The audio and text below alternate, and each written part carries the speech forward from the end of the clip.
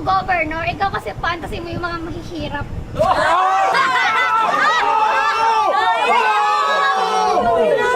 Ay, napikon? Mama! Nagkasakitan ang dalawang miyembro ng Toro family na sina Papi at Chiki matapos na magkapikunan ang mga ito sa kanilang sagutan sa isa't isa. Nagsimula ang sagutan ni Chiki at Papi sa katuwaan ng kanilang mga kasama sa isang event kung saan ikinakatuwa ng mga ito na nagbabatuhan ng mga salita ang dalawa sa isa't isa. Lalo na at alam ng mga ito na madalas magkaroon ng hindi pagkakaunawaan si Papi at Chiki sa kanilang reality show. Ngunit ang sanay katuwaan ay nahantong sa pikunan at sakitan. Muli kasing binalikan ni Papi ang issue ni Chiki kung saan ay kumapit nga raw ito sa governor. Mga banat ni Papi, di man ako nakagraduate ng elementary, ang kumapit sa governor ay never kong magiging fantasy. Agad namang sinagot ni Chiki ang rebat na ito sa kanya ni Papi at sinabing dito niya napatunayang hindi raw talaga nakapagtapos ng pag-aaral si Papi dahil tila hindi raw nito naunawaan ang sinabi niya na never siyang naging kapit. Dahil anya ay single naman daw ang governor na nakarelasyon niya. Dagdag pa nitong rebat kay Papi, ako governor, ikaw kasi fantasy mo yung mga mahihirap. Dito na nag-init ang ulo ni Papi at mabilis na sinugod si Chiki. Inakala naman ni Tony na nagbibiro pa si Papi dahil nakangiti pa siya nang sugurin ni Papi si Chiki.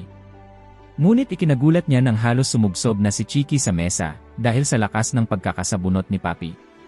Dahil dito, hindi na rin nakapagpigil si Mama Marie at siya na mismo ang sumugod kay Papi upang bawian ito dahil nakita niyang labis na nasaktan si Chiki at tila wala itong balak na gumanti. Kaya naman, siya na mismo ang sumugod at hindi ito tumigil hanggat hindi siya nakakabawi sa ginawa ni Papi kay Chiki. Siya raw kasi ang nag-aalaga kay Chiki at nangako rin umano siya na hindi niya hahayaang saktan ito ni Papi physically dahil siya raw ang makakalaban ni Papi kung sakali. At dahil madalas ngang kampihan ni Mama Marie si Chiki, sinabi ni Papi na aso raw ni Mama Marie si Chiki.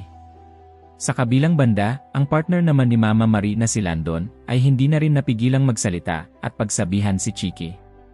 Ayon sa kanya, sana raw ay marunong lumaban pabalik si Chiki sa mga ganoong senaryo. Isa sa concern niya ay nadadamay daw kasi lagi si Mama Marie sa gulo ni Chiki dahil ayaw raw nitong nakikitang nasasaktan si Chiki. Kaya sana raw ay pag-aralan ni Chiki kung paano ipagtanggol ang sarili niya upang sa susunod ay hindi na siya kailangang ipagtanggol pa ni Mama Marie.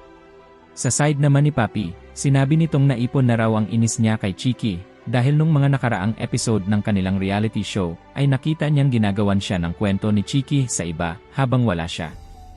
Nakakapikon na rin umano ang pagiging plastic nito dahil mukhang anghel daw ito sa harap ng kamera, ngunit malala raw ang ugali kapag walang kamera. Samantala, pagkatapos ng naturang gulo, ay makikitang pare-parehong may mga sugat sa mukha sina Papi at Chiki, at nasaktan din sa kamay si Mama Marie.